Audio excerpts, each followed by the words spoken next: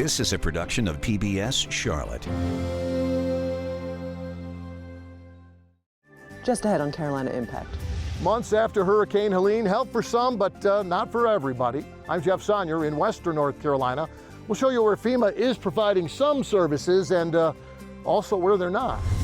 Plus, we highlight the woman behind the smile at one of East Charlotte's most popular restaurants and how a Charlotte nonprofit helps women dress for success. Carolina Impact starts right now.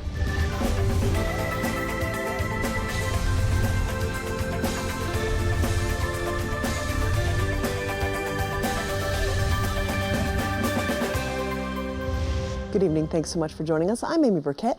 Back in September, Hurricane Helene came quickly to Western Carolina. It was a 24-hour storm that left 25 North Carolina counties as major disaster areas. But why does recovery relief seem to move so slowly, just when victims need it most? Carolina Impact's Jeff Sonnier and videographer Russ Hunsinger take us to the mountain communities that are still waiting for help in a story you'll only see on PBS Charlotte. Yeah, this makeshift neighborhood of 50 FEMA trailers in Old Fort outside of Asheville is providing temporary homes for victims of Hurricane Helene who lost everything. But elsewhere here in Western North Carolina, how much help you're getting from FEMA may depend on where you live. I've been here about 3 weeks, and I found out about it through FEMA. They actually placed me here. Wow. Yeah. Beth Keeter says she was living in a hotel paid for by FEMA before moving into her own FEMA trailer here. Not exactly home sweet home, at least not yet. But after Hurricane Helene, well, she's thankful for anything she can get. Signed about 13 documents and was given a set of keys. How surprised were you to get a trailer? Very. Why? My home was a total loss. I haven't been that lucky before, so it just really surprised me that I was this time. But it's beginning to be my new home, so that makes a difference. Yeah, here in Old Fort, Beth is one of the 50 FEMA success stories. A FEMA press release back in February says 150 households now have FEMA trailers in Western North Carolina after Helene, with 13,000 more getting temporary shelter from FEMA at hotels since the storm.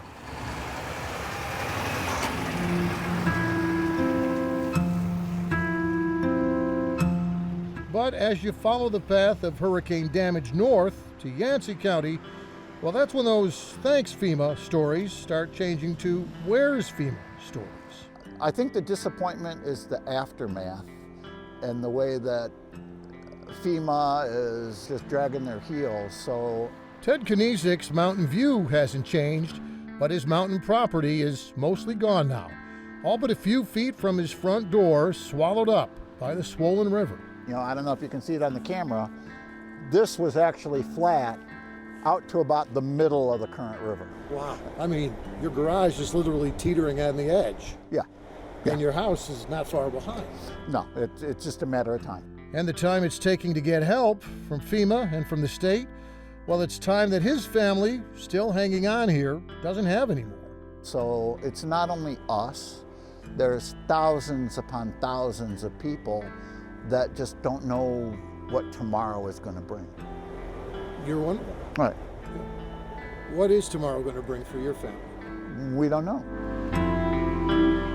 Leaving people in limbo without decisions, especially when it comes to their home, is torture, right? Yancey County Planner Chris Sigmund feels the frustration about FEMA every day.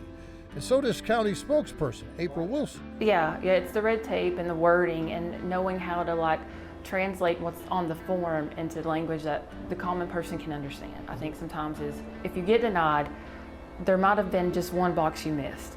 Wilson adds that despite all the hurricane housing damage in Yancey County, FEMA's only located 3 of its trailers here, while unused trailers sit in a Hickory parking lot, only a 90-minute drive away. And it's not just Yancey County homeowners who are battling the bureaucracy either, at FEMA and in Raleigh.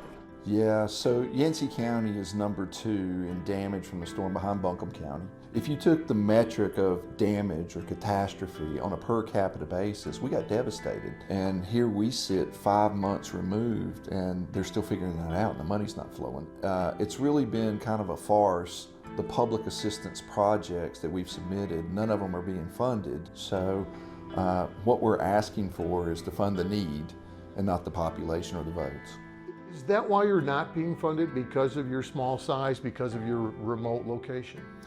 Well, you know, you have to ask the question, if the governor immediately goes to Asheville and gives the town, the city of Asheville, $225 million and doesn't give us anything, why did that happen when we're number 2? You know, we can make a huge dent in our roads and bridges that are out with just $5 million, right? But we didn't get that same treatment. And why is that? In the meantime, the governor's first trip to Yancey County since the storm was mostly a photo op.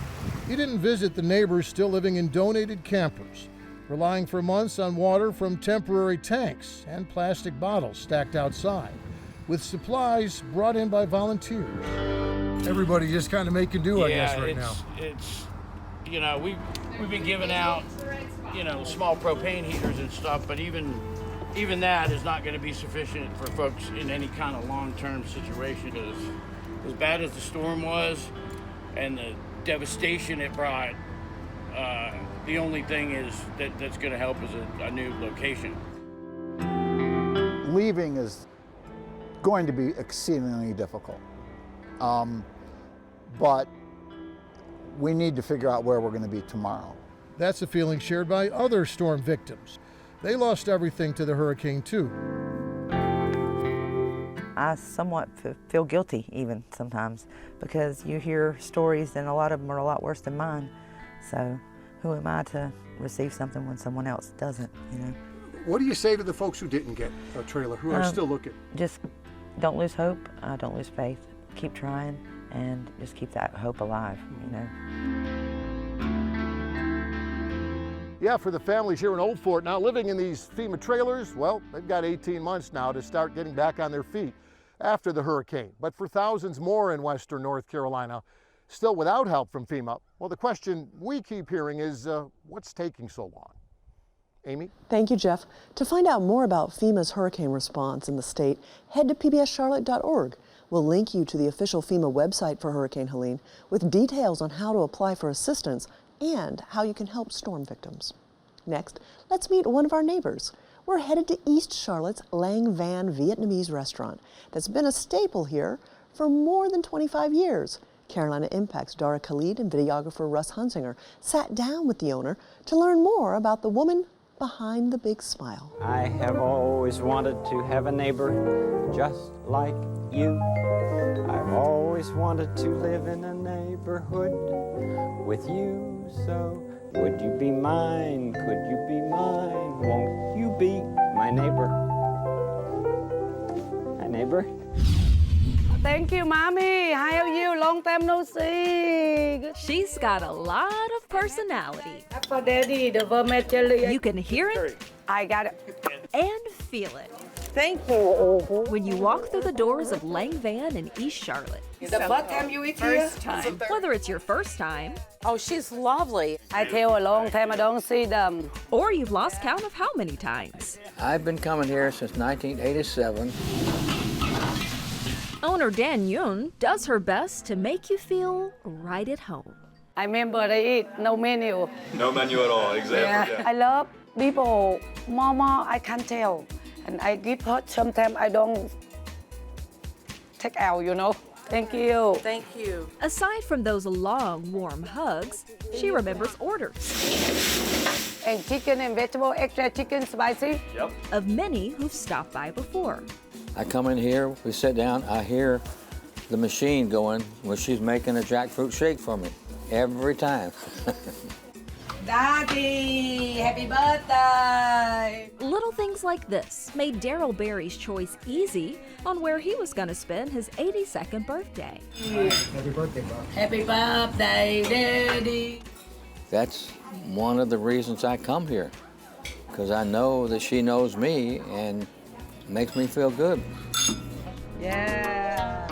And as the 52-year-old happily moves around the restaurant she's worked at since 2000, she hides a lot of pain behind her smile. My mom and my dad, no money, no take care of me. I'm too young. Me no sleep a lot. I go to work, school. Sometimes I don't have it food. I go to school, I take food, my friend finish it, I eat. Dan opens up to me about growing up in Vietnam, a country at war when she was born.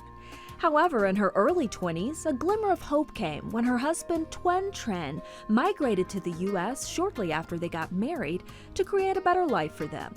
But the new bride had to stay behind. I wait in my country 5 years. I wait in his citizenship. He come back, he bring me here.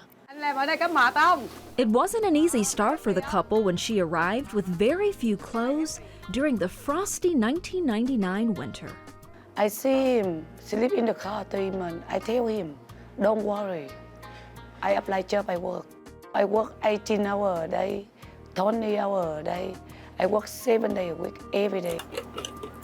Dan's first job was at another Vietnamese restaurant in town until she was hired at Lang Van by the old owner. Her bubbly personality was a big hit with customers, which made the owner comfortable, handing over the keys in 2005. Before she leaving, she hold me, she cry a lot. She asked me, stay here, you take care customer well. Thank you. Thank you, you enjoy. Okay. Thank you. 20 years later, Dan is doing just that with the roughly 1,500 customers that come in every week. She has treated me like I am her only customer.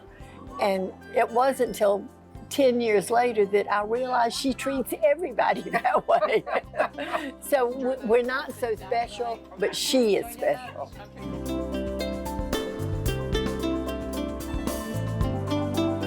Dan's kindness isn't the only thing keeping customers full of joy. It's very, very good. Very tasty. The 152 authentic Vietnamese dishes on the menu play a large part too, especially the crowd favorite pho, which is the Vietnamese national dish. It's made of broth, noodles, herbs, and a meat like beef or chicken. They sell around 500 bowls a week.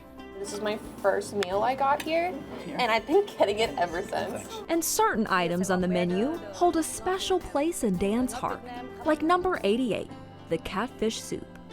I remember before grandfather, he cooked for me the younger with the sweet and sour soup, the fish and vegetables, bean round and tomato and pineapple inside. Before I leave my country, I'm younger. I remember everything, and right now I keep the catfish soup. As you might imagine, running a restaurant that's open 6 days a week requires a solid team. Dan has 12 employees, including her husband Tuan, who works on the grill, and her cousin Thao Tran, who's a waitress. I love customer over here. They're very friendly, and they think us like the family.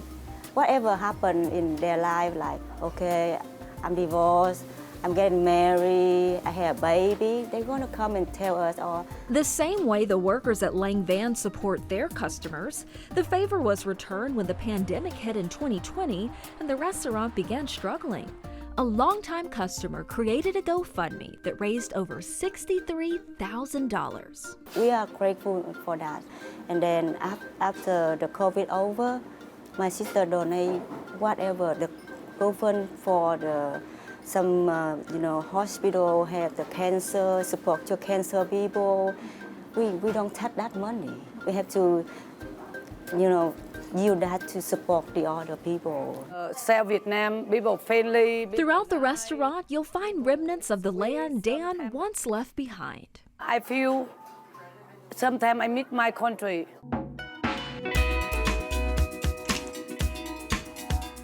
But if you take a moment to look at the walls while you're there, you'll see hundreds of reasons why her leap of faith 26 years ago was worth it. I love you. I love you too. For Carolina Impact, I'm Dara Khalid. Thank you, Dara. Fun fact, the restaurant doesn't have any social media or even a website. Dan prefers the old school way of attracting customers. Good old word of mouth. Well, he's a keyboard maestro, bringing music to every corner of Charlotte, a one-man music movement. Carolina Impact's Chris Clark takes us inside the life of the man hitting all the right notes. When people realize that there's a live musician there, then that's just a great way to connect. He's different things to different people. One of the best musicians in the city. He does it all over there. He's amazing. Part-time teacher, part-time hype man and musician, but a full-time entertainer. Whether he's rocking a crowd of 8 or igniting the energy of 8,000, it's not really a party until Greasy Keys shows up. On top of the world now, but just like AC/DC said, it's a long way to the top if you wanna rock and roll. Jason's journey was no exception, and it began in Greenville, South Carolina. With an older brother strumming melodies on a guitar and cousins keeping rhythm on bass and drums, it was only a matter of time before he stepped into the symphony of music himself. But while the strings called to the others, his path was destined for the keys. My mom would sometimes sit down and play the old Heart and Soul, you know, the lower part.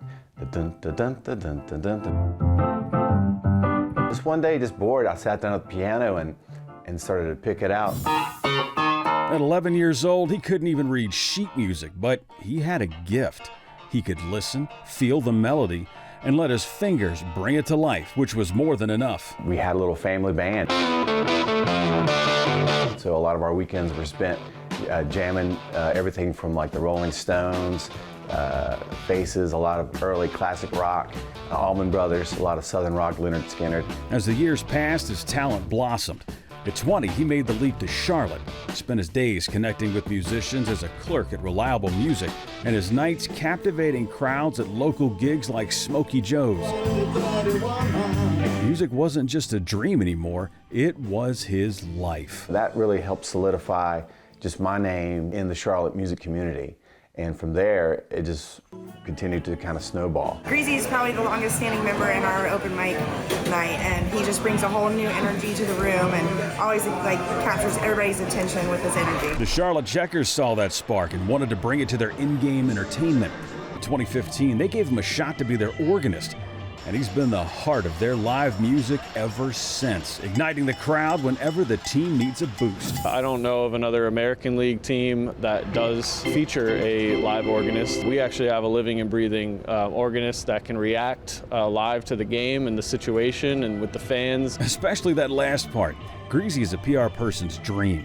The Raiders have the Black Hole, and Cleveland has the Dog Pound, but at Bojangles Coliseum, nestled behind the organ setup is a collection of seats affectionately now known as the Grease Pit. We would have season ticket holders who were there every game, who would make time to come over. It's become, like a very rowdy, sort of extra hype section of the Coliseum. It's like a party at a hockey game. You come for a hockey game and you get a concert. How could it be any better? And where did that nickname Greasy Keys come from?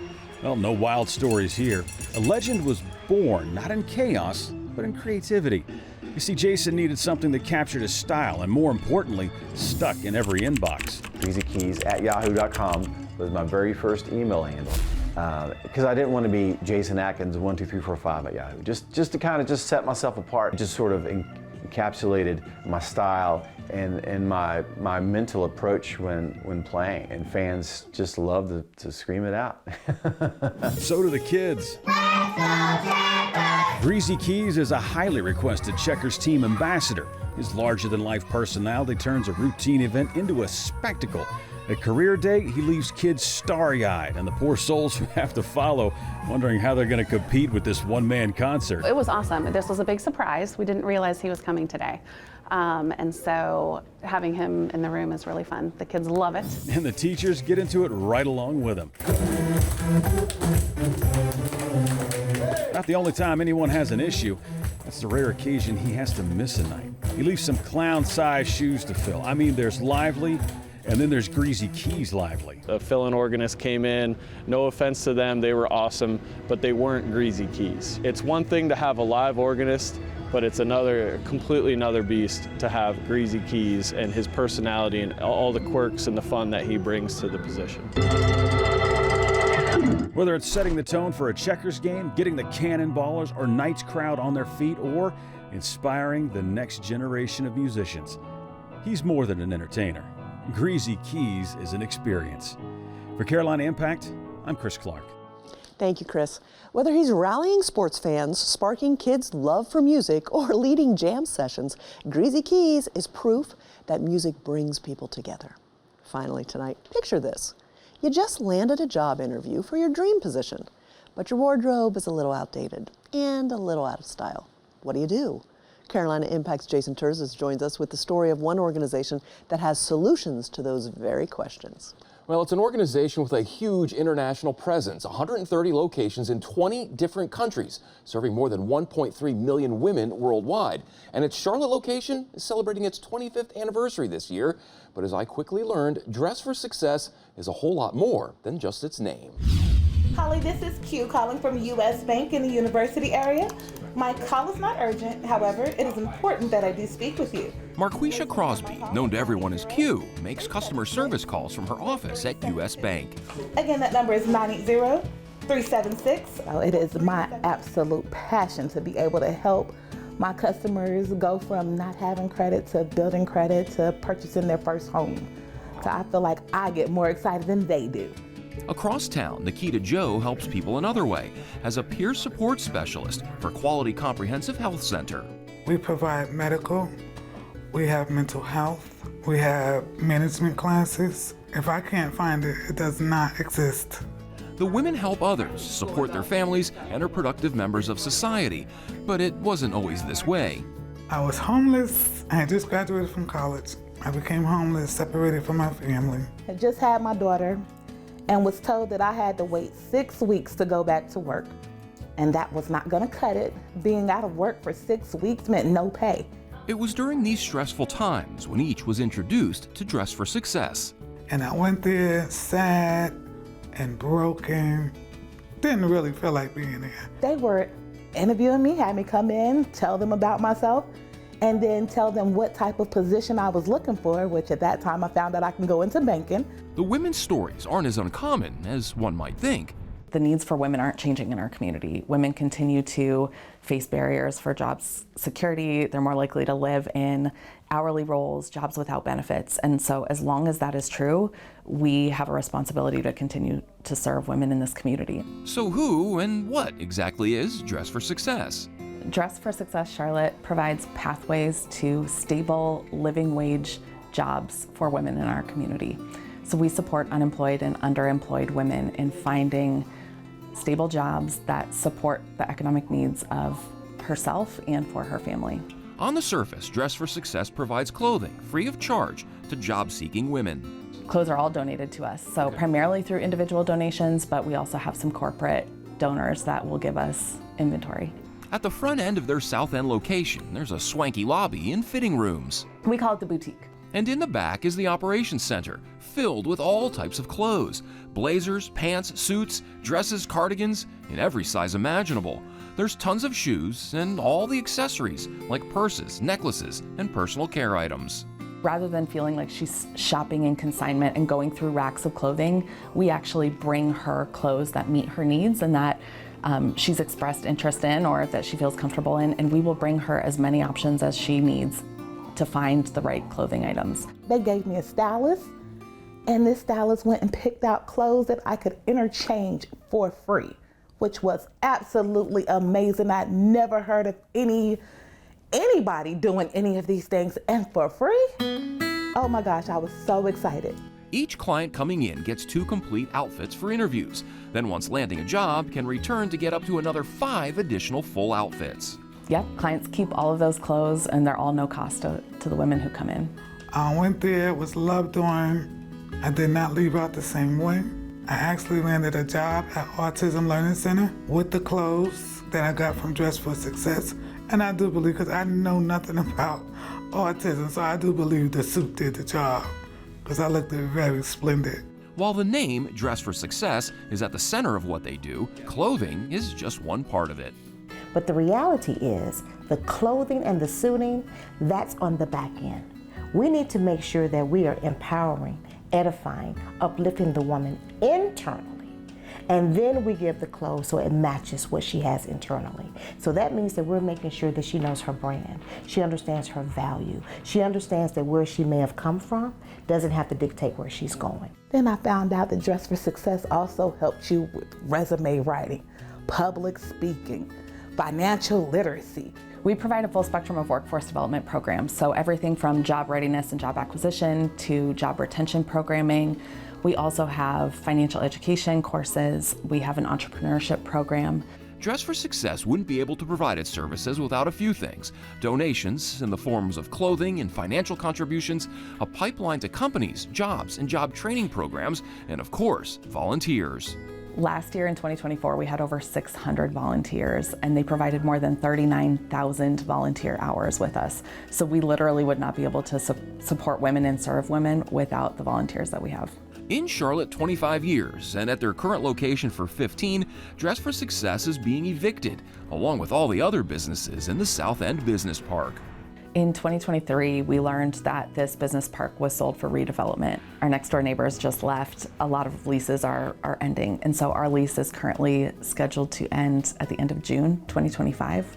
We're really excited to be under contract on a new home that we will be purchasing so that we can continue to invest in women in this community and won't face the uncertainty of being gentrified or moved out due to the pricing demands of the area.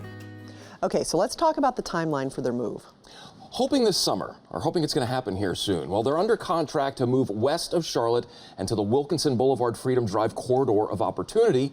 They don't want to share the specifics just yet because they don't want to jinx it.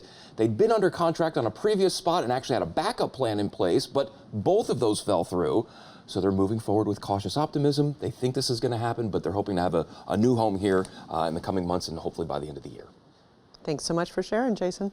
Well, we'd love to hear your amazing story ideas. Feel free to email the details to stories@wtvi.org. Well, that's all the time we have this evening. Thanks so much for joining us. We always appreciate your time and look forward to seeing you back here again next time on Carolina Impact. Good night, my friends.